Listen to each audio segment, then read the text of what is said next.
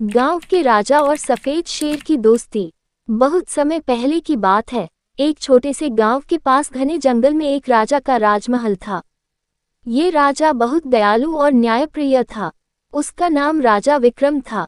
राजा को जानवरों से बहुत प्रेम था और वह हमेशा जंगल के जीवों की रक्षा करता था।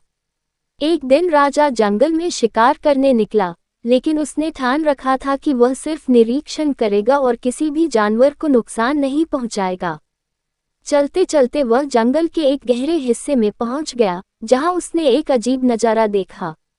एक छोटा सफेद शेर का बच्चा झाड़ियों में फंसा हुआ था।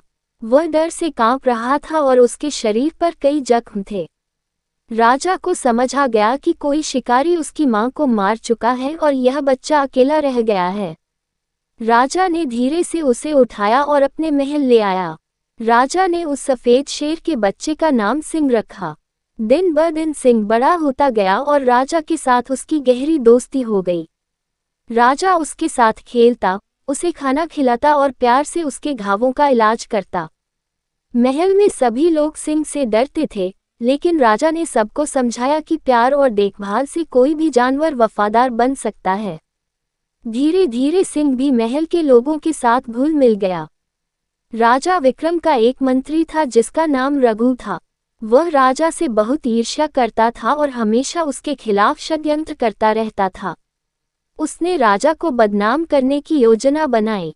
एक दिन रघु ने अफवाह फैला दी कि सफेद शेर बहुत खतरनाक हो गया है और वह राजा को भी नुकसान पहुंचा सकता है।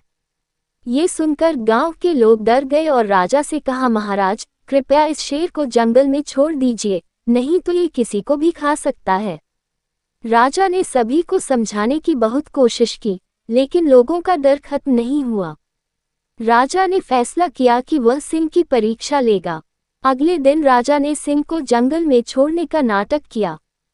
वह उसे जंगल के बीचों बीच ले गया और बोला, सिंह, तुम्हें यहाँ छोड़ना पड़ेगा क्योंकि लोग तुमसे डरते हैं। लेकिन याद रखना, मैं हमेशा तुम्हें प्यार करता रहूंगा। राजा ने घोड़ा घुमाया और वापस महल की ओर चलने लगा। तभी अचानक एक शिकारी राजा पर तीर चलाने वाला था। राजा को कुछ समझ नहीं आया, लेकिन जैसे ही तीर छूटने वाला था, सिंह बिजली की तरह उछला और शिकारी पर झपट पड़ा। उसने शिकारी को गिरा दिया और राजा को बचा लिया। राजा ने सिंह को गले लगा लिया और कहा, तुम सिर्फ एक शेर नहीं, मेरे सबसे अच्छे दोस्त हो।